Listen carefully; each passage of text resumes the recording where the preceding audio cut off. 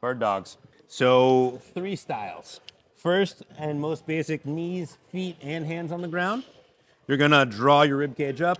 You're gonna press your chest away from the ground. You're gonna kick straight back, reach straight forwards, and then connect elbow to knee, and repeat.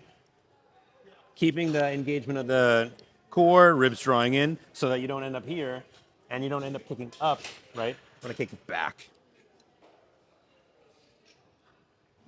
One side at a time. Second progression, you're gonna keep your knees on the ground, but you're gonna pick your feet up.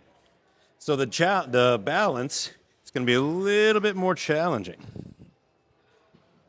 And if you follow the cues I just gave you, that's the best way to win. Whoop, whoop. Progression number 3. This is what separates the men from the boys. You're gonna go feet on the ground, knees off the ground. See if I can do it.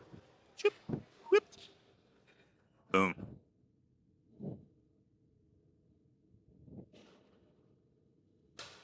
Staying nice and steady. Keeping that core engaged. Go get it.